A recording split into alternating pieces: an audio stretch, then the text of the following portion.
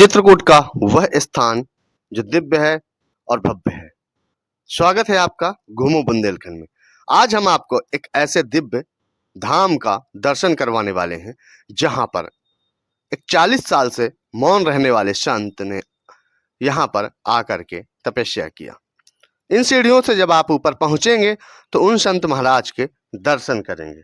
40 साल बाद उन्होंने मौन व्रत को तोड़ दिया है और भक्तों को आशीर्वाद देना शुरू कर दिया है।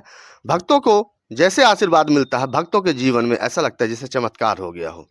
तो हम पहुंच रहे हैं उस संत के पास। यह एक ऐसी चट्टान है, यहाँ पर कहते हैं बहुत सारा सोना है इसके अंदर, लेकिन आज तक इसको कोई तोड़ नहीं पाया है।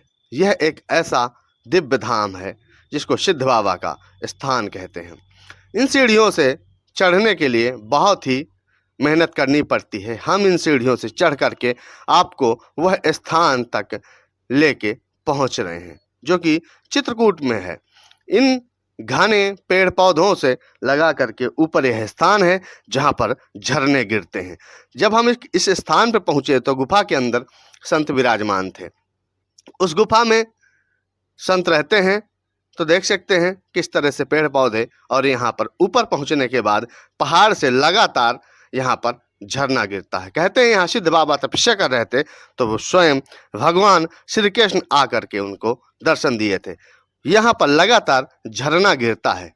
भक्त यहाँ दूर दूर से आते हैं, इसका जल लेकर जाते हैं। जो इसका जल पीता है तो उसके सारे रोगों को नष्ट कर देता है, ऐसी भी मान्यताएं हैं। तो मित्रों, देख सकते हैं कितना भव्य और दिव्य यहाँ का दृश्य है। इसके बाद हो गई बारिश, और बारिश के बाद यहाँ पहाड़ों से पानी लगातार हर जगह से गिरने लगा। तो यह एक सिद्ध बाबा के स्थान है। यहाँ मौनी संत रहते थे जो तकरीबन 40 साल से मौन थे। ये लगातार उनका धूना जलता था। इस छोटे से गुफा में पहाड़ के अंदर काट कर एक गुफा बनाई गई थी।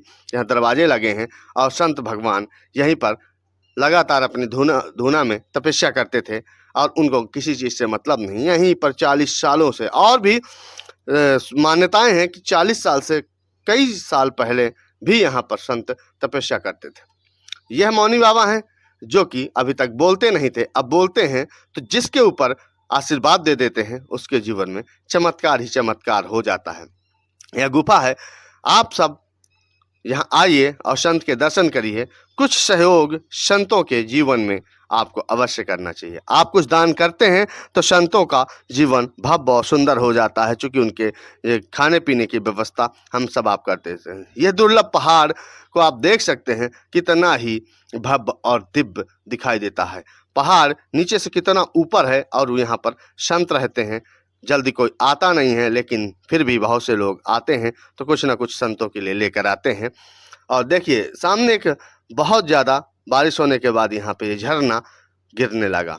बहुत ही सुंदर प्रकृति का दर्शन है। यहाँ पर आप अवश्य आइए। यह चित्रकूट की पावन धरा में कई ऐसे दुर्लभ स्थान हैं जो आपको देखने को मिलेंगे। यहाँ से पानी लगातार गिरता है। यह है चित्रकूट की महिमा। बोलो कामतानाथ की जय, चित्रकूट की धाम